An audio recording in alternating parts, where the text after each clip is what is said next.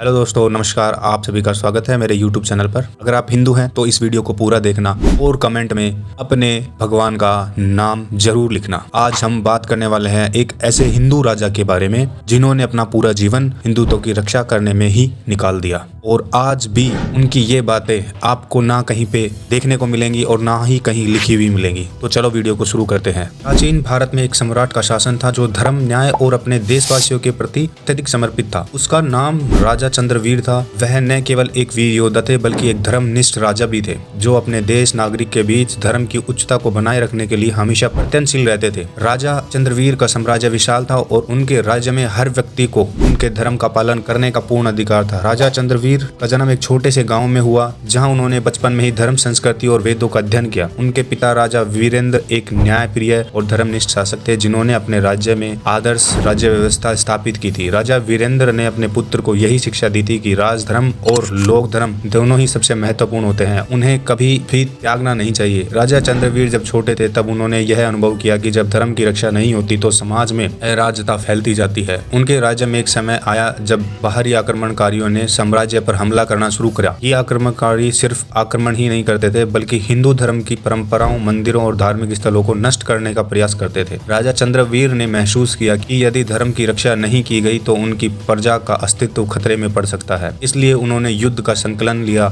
लेकिन यह युद्ध केवल सामरिक नहीं था, यह एक धार्मिक युद्ध था जिसमें धर्म की रक्षा के लिए शौर्य और बलिदान की आवश्यकता थी। उन्होंने अपने मंत्री और सैनिकों और प्रजा से एकजुट होने का आह्वान किया। उनका संदेश था, धर्म के लिए एकजुट हो और इसे बचाने के लिए सभी को अपना योगदान देना होगा। राजा चंद्रवीर ने अपनी सेना को युद्ध की तैयारी करने का आदेश दिया, लेकिन उन्होंने यह भी सुनिश्चित किया कि युद्ध की प्रक्रिया में धर्म की उच्चता और नैतिकता का पालन हो। उन्होंने सेना के प्रत्येक सिपाही को यह उपदेश दिया कि वे केवल धर्म की रक्षा करें, किसी भी निर्दोष व्यक्ति को नुकसान न पहुंचाएं और हर लड़ाई में अपनी आत्मा की शुद्धता बनाए रखें। राजा चंद्रवीर की सेना का नेतृत्व स्वयं उन्होंने किया। युद्ध के मैदान में उनका शौर्य और साहस अद्वितीय था। उनके हाथों में तलवार थी लेकिन उनके दिल में केवल धर्म और अपने राज्य की प्रजा के प्रति कर्तव्य था। राजा चंद्रवीर के नेतृत्व में उनकी सेना ने आक्रमणकारियों को पराजित किया और उनके धार्मिक स्थलों की रक्षा की। युद्ध केवल भूमि का ही नहीं बल्कि धर्म की रक्षा का था। युद्ध जीतने के बाद राजा चंद्रवीर ने अपने राज्य में धर्म और संस्कृति की पुनर्स्थापना की। उन्होंने सभी मंदिरों की मरम्मत करवाई और उन स्थलों पर धार्मिक आयोजन करवाया जिनका आक्रमणकारियों से विनाश किया गया था। इसके साथ ही उन्होंने प्रजा से अपील की कि वे अपने धर्म की पालना करें और इसे अपनी जीवन शैली का हिस्सा बनाए रखें। उन्होंने यह समझाया कि धर्म से अधिक महत्वपूर्ण कुछ नहीं है और जब सभी लोग अपने धर्म के प्रति समर्पित होते हैं तो समाज में शांति और सुख की स्थापना होती है। राजा चंद्रवीर का यह प्रयास केवल युद्ध तक सीमित नहीं था। उन्होंने अपने राज्य का कानून व्यवस्था को इस तरीके से स्थापित किया कि हर व्यक्ति को अपने धर्म का पालन करने की स्वतंत्रता मिल सके। उन्होंने सुनिश्चित किया कि सभी वर्गों के लोग, चाहे वो ब्राह्मण हो या क्षत्रिय हो या वैश्य हो या शूद्र हो, सबको समान अधिकार प्राप्त हो। उनके शासन में शिक्षा का स्तर बहुत ही ऊंचा था। उन्होंने वेद, उपनिषद और अन्य धार्मिक ग्रंथों का प्रचार प्रसार करने के लिए गुरुकुल की स्थापना की। इन गुरुकुलों में न केवल धार्मिक शिक्षा दी जाती थी बल्कि नीति और शस्त्रों का भी गहन अध्ययन कराया जाता था। राजा चंद्रवीर का विश्वास था कि एक अच्छा शासक वही हो सकता है जो धर्म, नीति और सामाजिक उत्तरदायित्व को समझे और इसका पालन करे। राजा चंद्रवीर का धर्म के प्रति समर्पण केवल एक आदर्श नहीं था बल्कि यह उनकी जीवन शैली का हिस्सा बन चुका था। हर कार्य में अपने धर्म के सिद्धांतों का पालन करते थे, चाहे वह युद्ध हो या शांति के समय का शासन हो। उन्होंने हमेशा सुनिश्चित किया कि उनका राज्य एक ऐसा स्थान हो जहां धर्म के सभी पहलुओं का सम्मान किया जाए और हर